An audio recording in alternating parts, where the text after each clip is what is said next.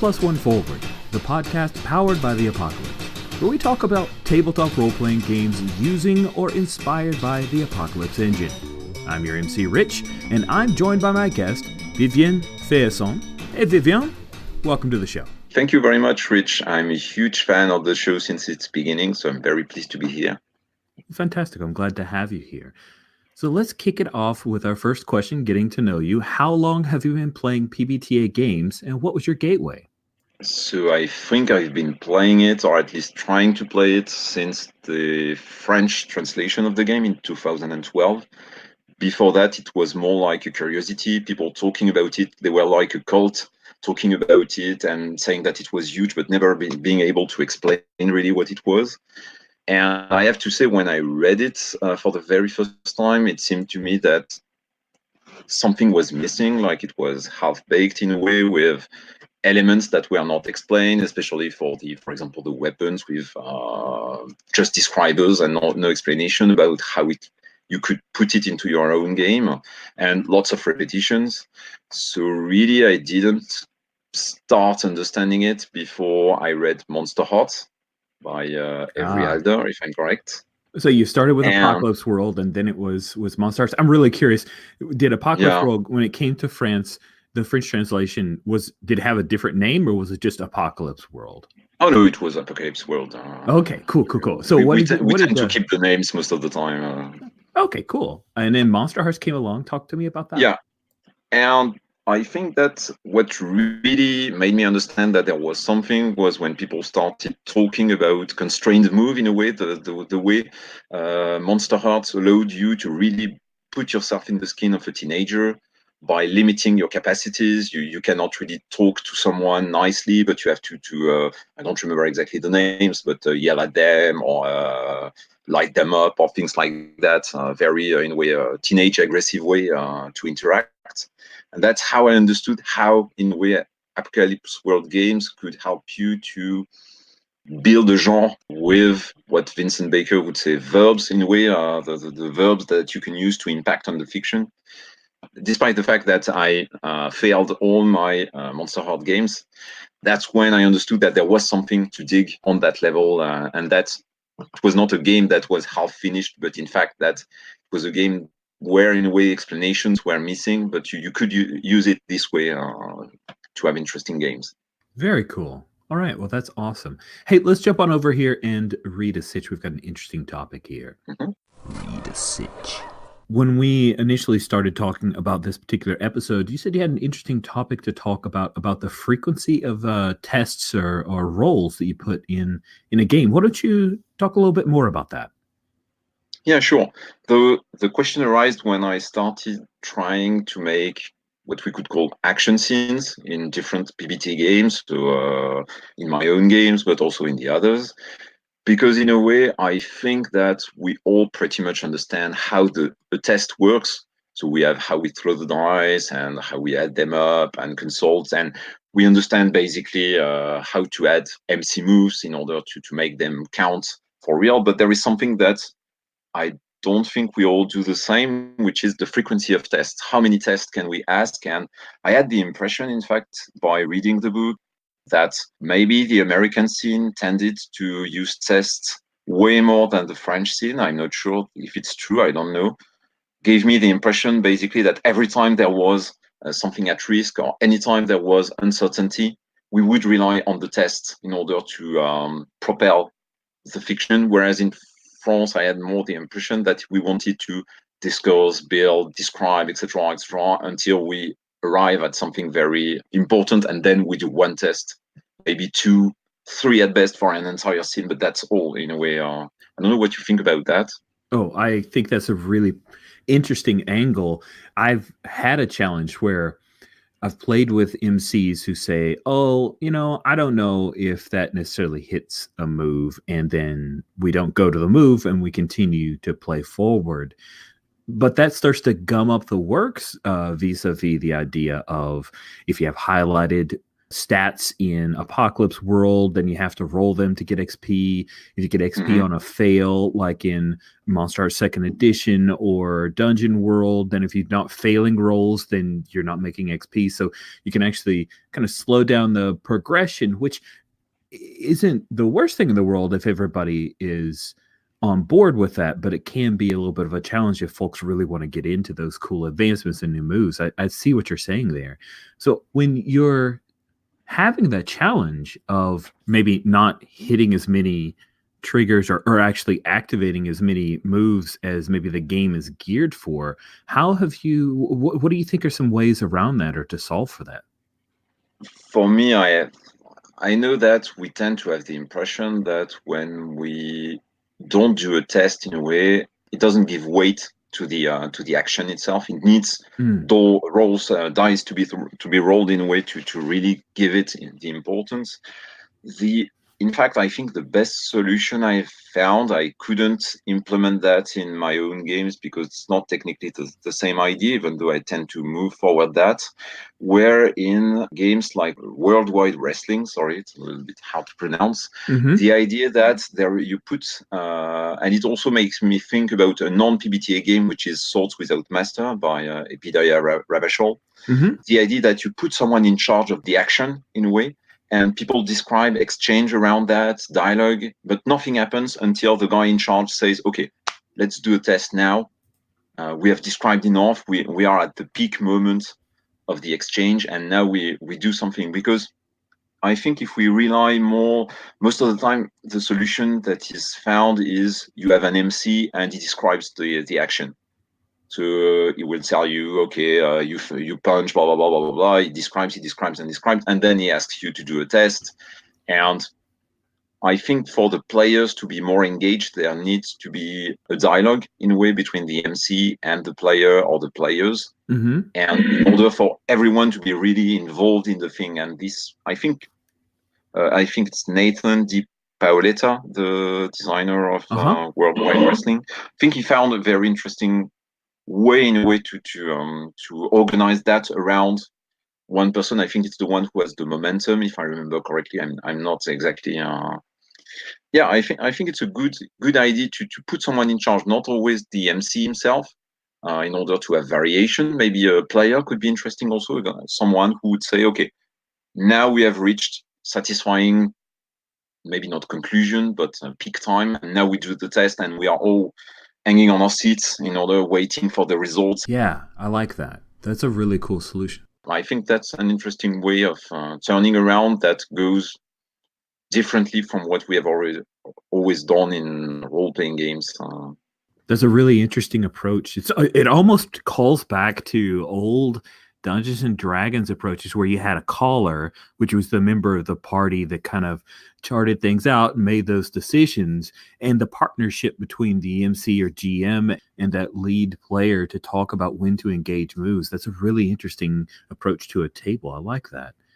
I also attach that, in fact, we have kind of a theoretical movement in France launched by a few people calling like player theory, against all the usual theories about MCs, game masters, and stuff, and really focusing on advice to give to players about how to enrich, in a way, the game itself. And one of them is conceptor is named Eugénie Bidet. She says that you have to play the impact. So when you're stricken by someone or something like that, you need to give them something like they do, in fact, in wrestling.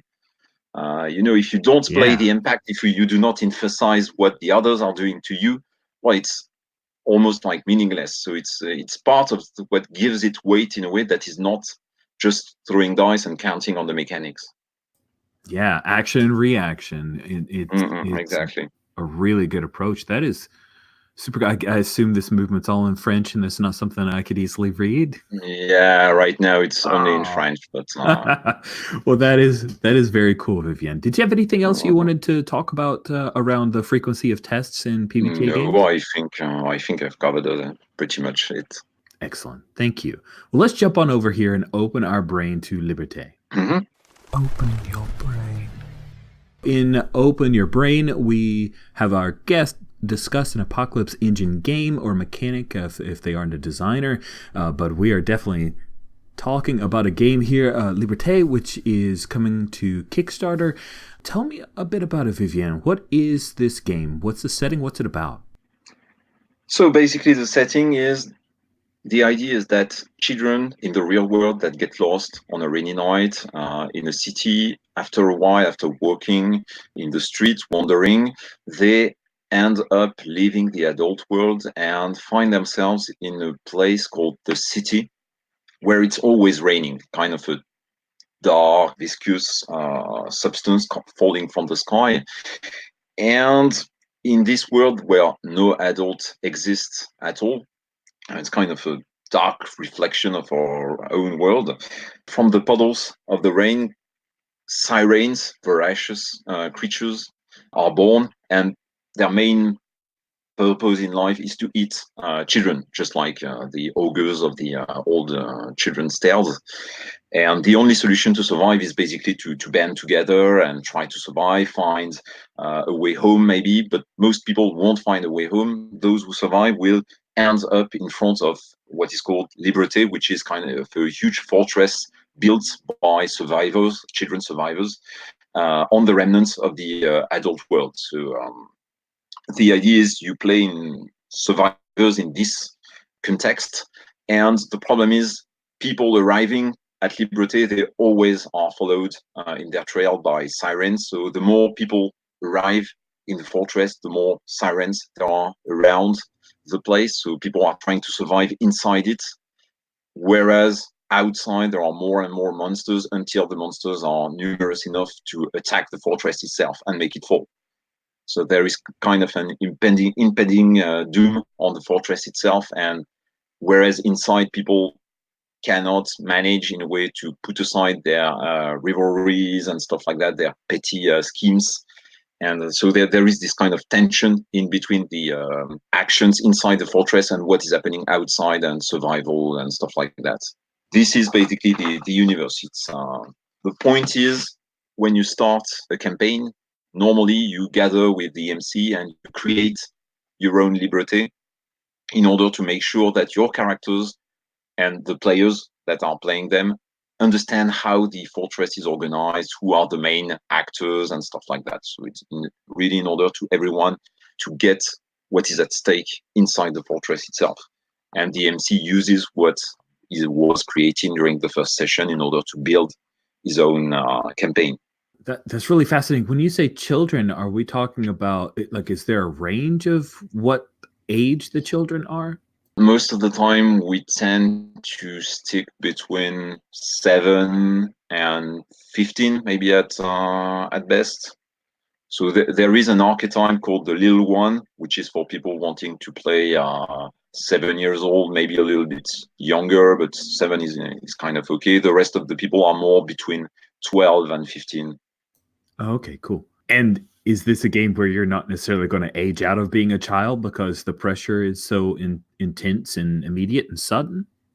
Technically, you won't have time to really age in the physical sense of the term most of the time, because the fortress will crumble before that, or you will die, or so. And there are a few mysteries, of course, about why aren't there children aged more than 15.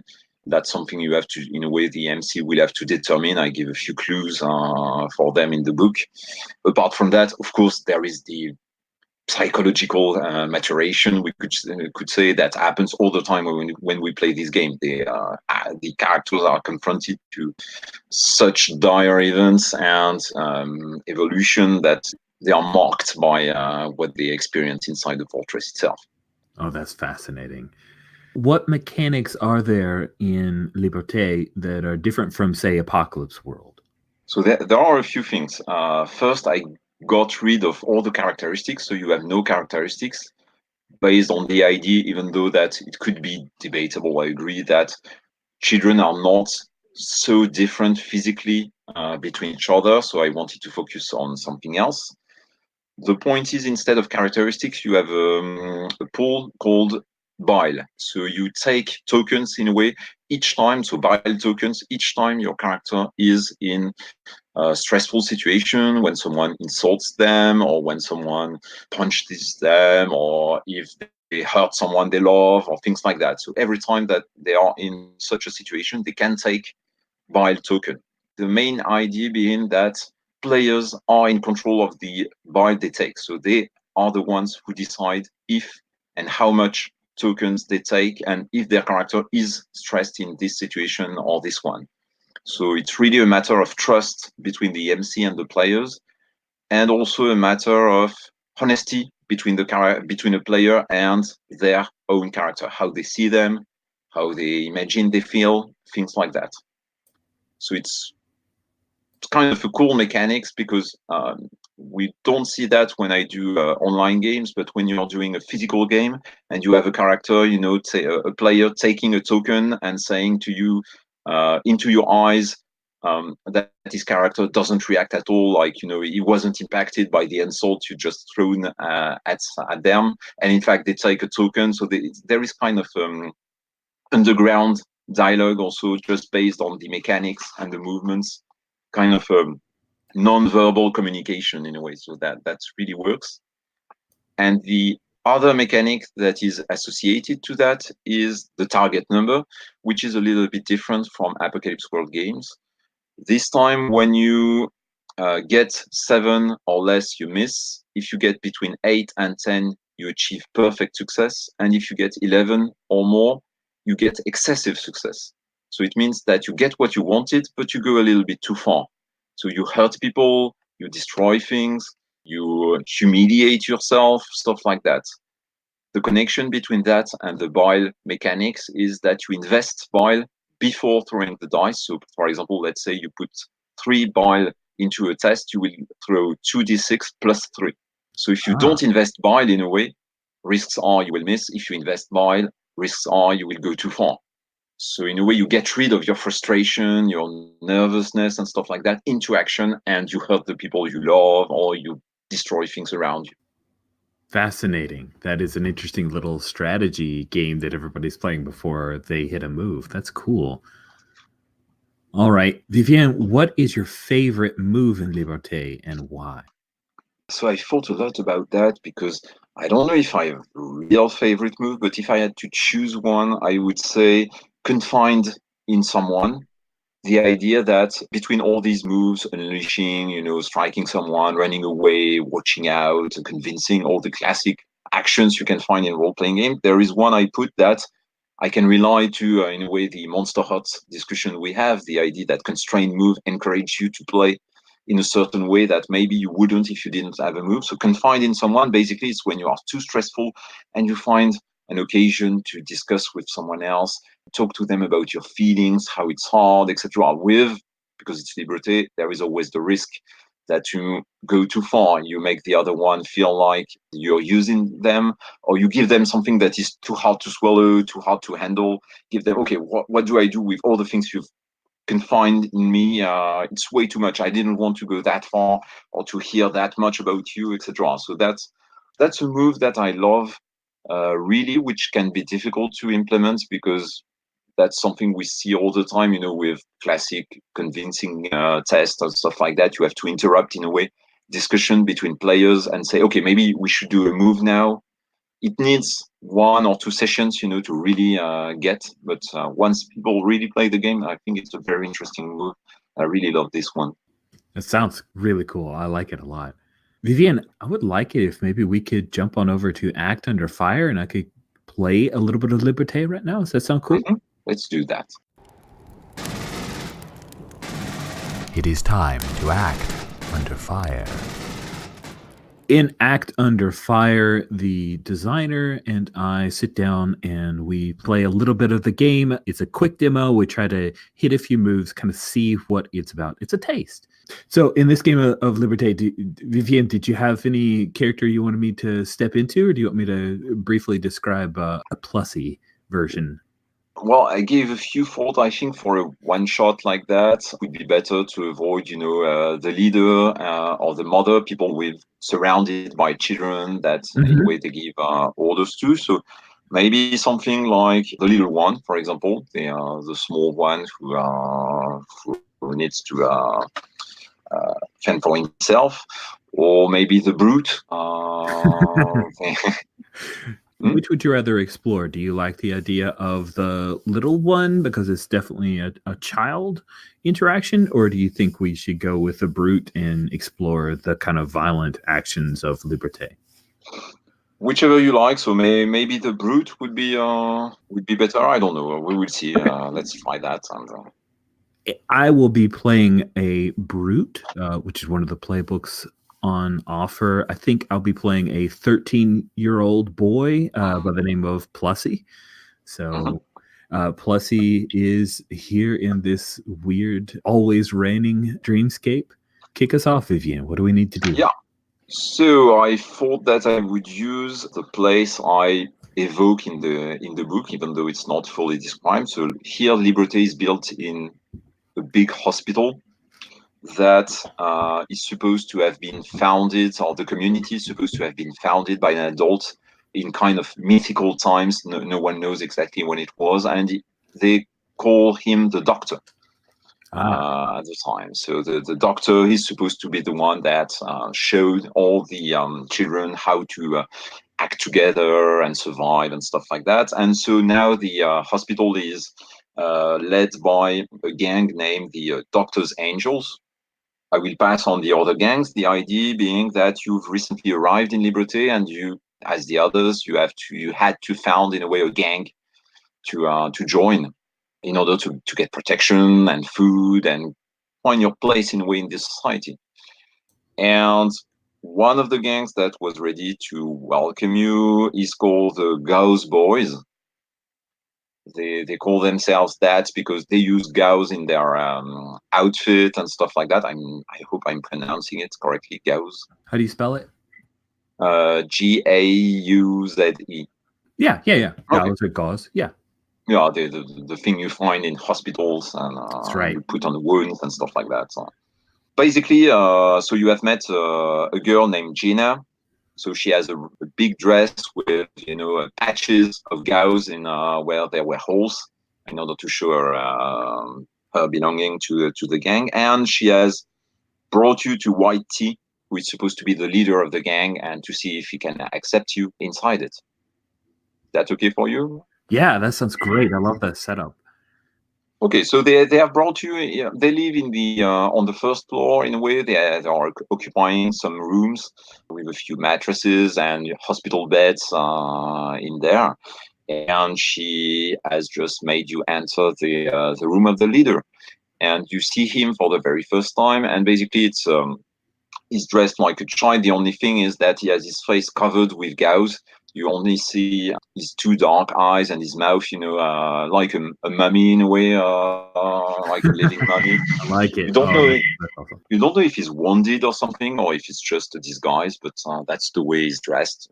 He's in the back of the room, and Jenna is just behind you, and you don't know. Maybe he's waiting for you to take to speak. I'm a little nervous. So first I looked at Gina, but then I realized I've got to do something, and I turned to face YT. So if you're nervous, for example, you could take bile. I'm not supposed to tell you should take bile or things like that, but that's the role of the guide in a way, of the facilitator, is to encourage people to take that in order to make them not forget. I'll do it. Okay. How many biles do you take? One? I think. Yeah, just one. Yeah. When I take the bile, does that mean, like, does that invalidate any move, or does it just mean I'm doing that? That's just an emotional reaction. It starts to build up. Yeah, it's just an exterior, a system sign in a way of your own nervousness. There cool. is no, there is a move if you reach 5 bile, but I don't know if we will reach that level today. So he grips his fists, and plus he tries to meet the dark eyes behind the gauze in YT's face there, and my name's Plussy. Gina said that maybe I could be part of this group or something. Come on in, Plussy. He has a deep, cavernous voice in a way for a child. He grabs you, by the shoulder, and he leads you to the windows, like you're side by side looking at what is the landscape behind it, the huge city under the rain. Listen, I think you could be a valued member of the gang. We always need more people, especially against the Doctor's Angels, always gaining more control over the city. What can you do? I mean, sometimes at home I would get into fights. I usually won. Fighting, yes. We always need more fighters, but can you, and for yourself, are you big enough not to rely all the time on the others? Yeah, most of the time, kids will rely on me. Hmm. There is kind of initiation ceremony to enter the gang. Yeah. What do I have to do? Well, nothing really. It's kind of a welcome party in a way, with lots of food and a big feast to show people that in a way you're a new member of value. Yeah, it's typical. It's usual for the new member to bring food. Bring food for everyone. Oh, okay. I gotta find some food. Where's food here? I'm really hungry. I mean, do you have to steal it from somebody, or is there some? Yeah, see, that might be the problem, in fact, because the food here is under control, as you must know, of the Doctor's Angels, and they are not the kind to share extra food behind the very scarce rations they're ready to give us every day. So not enough to make a correct party for everyone. So maybe you could go and ask them for or something like that. I don't know. You said you were big enough to fend for yourself. So yeah, that's the moment to show that. Impress us. Okay, I can do that. And if I do, I'm part of the gang. This isn't something where you have me do a thing and then you laugh and send me away, right? He turns in your direction and he looks you into the eyes and he says, "Listen to me. If you manage to organize a party for 10 people tonight, you will be part of the game. Definitely." Okay, I'll do it. Cool. I knew you would. He'll turn and start to head out, but glance over at Gina because Yeah. does he even know where the Doctor's Angels are? You've heard about them most definitely, but apart from that, maybe you have seen them. They were far away and kind of packed together, and most of the time they are the oldest and the toughest, and those are the ones that go outside to search for food. That's why they control the food in a way. Yeah? And Jenna, she has a sorry face for you in a way, as if she knew that you would not succeed or something like that. Gina, where do they keep the food? They have the keys and they have some reserves in the west aisle. But these are tough people. I'm not sure you should go there, and they will never give you food. If you ask them, you will have to steal it. And stealing from the Doctor's Angels, that's not a good idea, especially if you've just arrived. But I thought you wanted me to be part of this gang, Gina. I do. I like you, but it's a little bit difficult. Maybe there's someone you could talk to, but I don't know. Still don't think it's a good idea. They go out for the food, right? Maybe I could just wait for somebody to come back and take it for them. There'd be less of them, right? Well, maybe, but that's an idea. But they, they go in packs. So if you attack them, and when they come back, there are people around them and to cheer them up and stuff like that. But yeah, maybe if you do that outside, but I don't know if it's not even more dangerous, or maybe when you're at it, why not go to the outside and go rob, I don't know, any supermarket, but we'll find the sirens and they will eat you alive. And Well, you're not giving me many good options, Gina. listen, I know that maybe you could talk to Number. It's kind of a brainiac there, not exactly the typical Doctor's Angel. Maybe it could help you, Okay, I'll start there, but and I'll try to find Number. If Gina gives me some kind of directions to find Number, I'll head that way. yeah, she takes you, to the refectory, and she points at him. He's alone in a way. He doesn't seem very Doctor's Angel-y, you would say. He doesn't seem very proud of himself, very self-confident or stuff like that. He's a bit hunched on his food, and no one is talking to him. He's alone on the table. And maybe at one moment you have others that look more like Doctor's Angels that walk next to him, and they hit his shoulder with theirs just a little bit, but just enough to show that they really don't like him in a way. And he doesn't react. He keeps looking at his food, and Jenna, she says, "Okay, from now on, you're on your own. I've helped you enough. If Whitey learns that I've helped you this much, I will have problems." Thank you, Gina. That's enough. And he reaches over and touches a part of the gauze on her dress, and then he'll step away and start heading over to talk to Number. Okay. So we didn't fully create the character, but just so you know, brutes have a special move, which is called basically Intimidate. So you have several options, including moves like assaulting someone if you want to take something from someone else. You have convincing someone if you want to persuade them with valid arguments and stuff like that. Running away, watching out, confiding in someone we talked before. And as a brute, you have intimidating someone. Just so you know your options, your technical options in a way for this scene. Thank you. And so you arrive next to the guy. He doesn't really move. He doesn't pay attention to you because he's used to have people next to him. Hey, your Number, right? I'm Plussy. Hi. What do you want from me? I need some help. I'm trying to join the Gauze Boys, but I have to get them some food or they won't let me in, and I heard you can help. Who told you I could help? They don't want me to say. I can give you food. Food is too precious for me to give you like that. I don't even know you. Okay. Well, looks like nobody likes you. You know who I am? I'm Number. I organize the stocks for the Doctor's Angels. So I'm someone. I'm appreciated for what I do, I think. Doesn't look like it.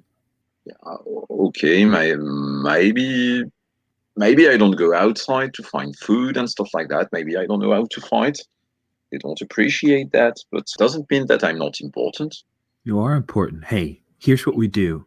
You and me, we get a bunch of food, and then you can come back and you can be part of the Gauze Boys with me. But I don't want to be a Gauze boy. I'm under Doctor's Angel, so that's pretty much the best gang there is in the fortress. We're in control of everything. Okay. I mean, if you help us out, then whenever you want to hang out with somebody, I'll be your friend. Yeah? Yeah, but like you care. You just say that to have food. I'm not really interested in hanging out with me. Okay. And then he'll reach over and put his hand on Number's forearm and say, anybody ever burnt your arm? Because if you don't do it for me, I'll hurt you. Okay, I think it's good time to do the test. Yeah, so tried. You choose how much. It depends on how much bile you have, but basically you choose how many tokens you want to invest in the test. I'll spend my 1 bile. Oh, okay, cool. And you throw the dice and you count. I rolled a 5. Plus 1 is okay. It's a miss. Yeah. Okay, so he suddenly, the moment. There is a moment where you have your hand on his shoulder, and suddenly he stands up and he says, "You leave me alone. I'm a member of the Doctor's Angels," and he leaves the place, lowering his head, and you see him leave the refectory. What do? I'll follow him. Okay, so you follow him, waiting for what type of occasion? The moment we get to where maybe not everybody's watching or I don't see any Doctor's Angels, I'm going to shove him into a wall. Okay, cool. So a few seconds after that, you are basically. So yeah, there are moments, he looks behind his shoulder and he sees that you're behind him. He knows that he's followed, and maybe once or twice he's looking for help from other people, but people do not react to him. They do not help him. He really doesn't have any friend in the fortress. And after a while, you find yourself alone with him in a corridor, and you can catch up with him and do what you wanted to do. Okay. I'm going to shove him into a wall. I've got to Okay. be mean. I forgot to tell you, you keep your bile if you miss your test, so you Oh, still have yay. one. I'll spend it Yeah. again. Yeah, you can. If there is a test, you will be able to spend it again. So you Okay. grab him and you go into a wall, and so he's very pale. I will not ask you a test for that because he's really not the fighty type. Okay. Please don't punch me in the face, please. Listen, Number, I need food. I'm not going to be alone, and I can join these guys. All I need is some food, and I'll let you go. But you got to do it. I can't. I tell you. Not You fun. see that near his on his belt there is a set of keys hanging, big keys. Yank them away. Okay. No, don't take them. They belong to the doctor's angels. Oh, well, I guess I'll tell them you gave it to me. No, oh no, don't say them, please. So he shows you the way to through the corridors to the west aisle.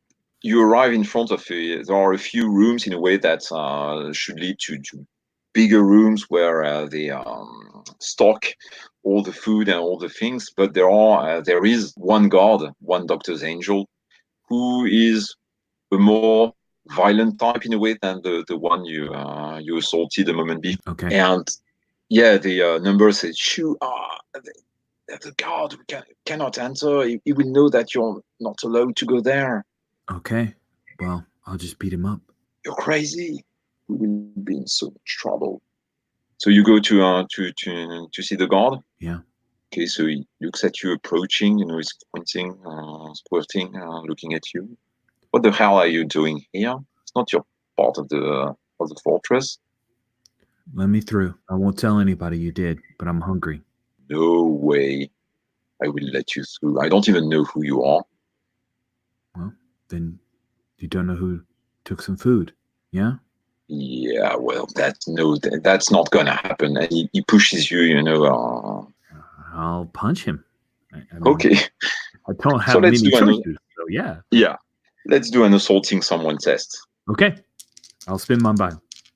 Hmm. And I roll a 5. So it's a miss once again. So you punch him in the face, and there is this moment where you discover that maybe he's a little bit tougher than you are yourself, despite your size. And so he touches his face 1 second, and then he punches you himself and throws you on the ground. And you lose consciousness for a while. And when you wake up, you're attached in a small room. Yeah, basically you have a rope around your wrists. You have another child you don't know, and behind him there is Number, almost hiding behind him.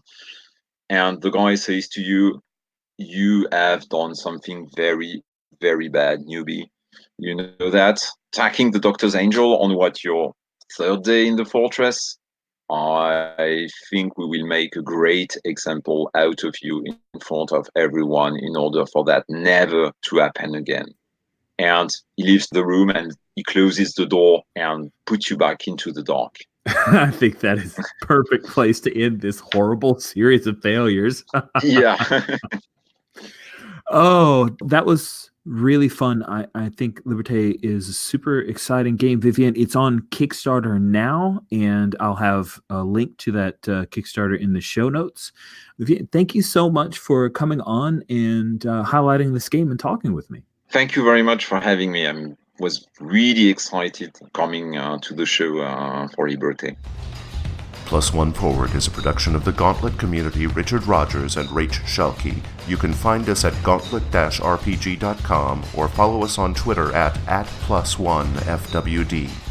If you would like to support our show, visit our Patreon site at patreon.com/gauntlet. The games mentioned on this show use the Apocalypse engine, which is a creation of Vincent and Magai Baker. The music for Plus One Forward is from the Savage Aural Hotbed CD Gomi Daiko. The songs used are Gomi Daiko, Metal Version, and Drowning Attitude. You can find more amazing tunes by Savage Aural Hotbed on their website, www.savageauralhotbed.com.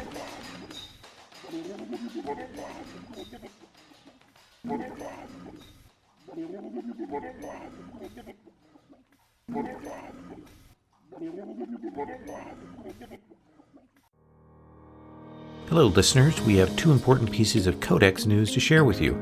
The first is that the hardcover edition of Codex Volume 1 is now available for purchase through Indie Press Revolution. This book is an exquisitely crafted journey into the early days of Codex magazine. It features the first 13 issues of Codex, including the original test issue, Codex Blood, as well as the Discern Realities Dungeon World Annual. The book features 300 full-color pages, 150 GSM paper, a spot UV cover, and a ribbon bookmark. It's a fantastic collector's item and would make a wonderful holiday gift. The next thing we want to tell you is that November is Catch Up on Codex Month. We're very proud of the Codex magazine. We want as many people as possible to check out all the amazing game material and artwork found inside its pages. With that in mind, anyone who pledges $6 or more to the Gauntlet Patreon in November will get the first 4 PDF issues of Codex Volume 4 as part of their pledge. That's Codex Melancholy, Gold, Childhood, and the newest issue, Void. These are easily 4 of the best issues we have ever produced, and you can get them all for a single pledge in November. And you'll get a new issue of Codex every month so long as your pledge stays active. So please check out the beautiful hardcover Codex Volume 1 book and the Catch Up on Codex Patreon special. We'll have links in the show notes.